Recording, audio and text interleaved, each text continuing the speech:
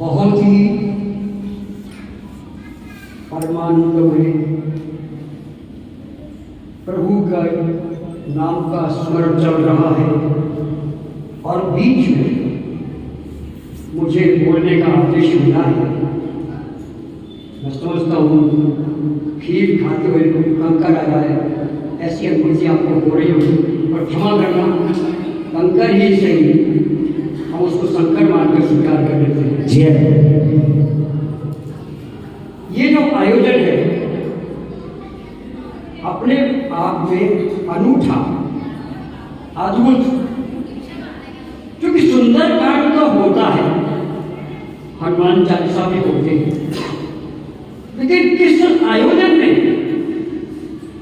और इतने भव्य रूप से। यद्यपि हमने पुराने पुत्रों को मर्यादा जिन्होंने पालन की, चाहे वो श्रवण कुमार होंगे, चाहे वो स्वयं भगवान श्री राम होंगे, उनको देखा नहीं, परंतु पिता जाने के पश्चात भी अमर कैसे रहे ऐसा प्रयत्न करने वाले इस परिवार के,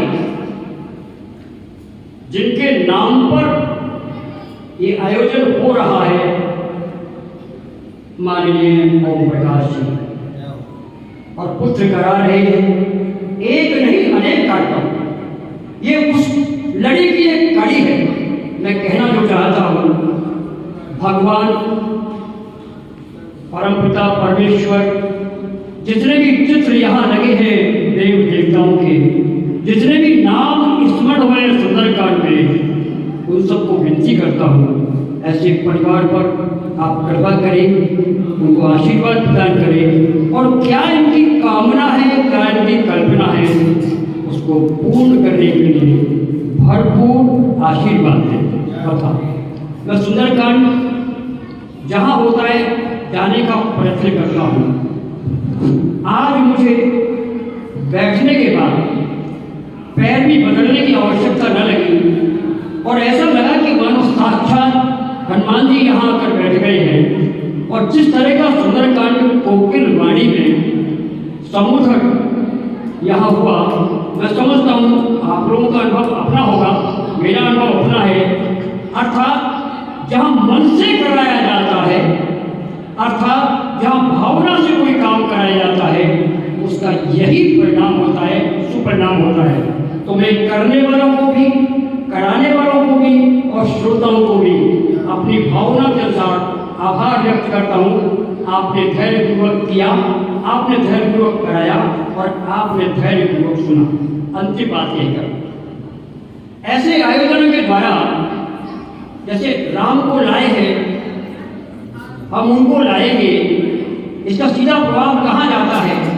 कल्पना कर लीजिए, जो राम को ला सकते हैं वो शिव को भी लाएंगे, और जो शिव को भी ला सकते हैं वो कृष्ण को भी लाएंगे।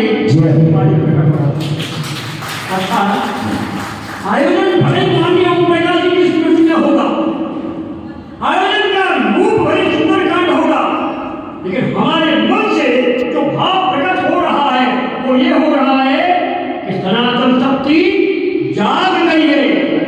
जैसे भगवान श्री राम हाथ जोड़कर खड़े हैं, विनय कर रहे हैं समुद्र की अंतिम चौपाई में, लक्ष्मण जी को मन नहीं भाता, देव देव ऋषि पुकारा, लेकिन जैसे ही बाण निकालते हैं स्वयं समुद्र भी वहां आता है। अर्थात सनातन शक्ति जाग गई है, और जितने भी प्रकार की दुशक्तियां होंगी उनको आना पड़ेगा, नमन करना पड़ेगा।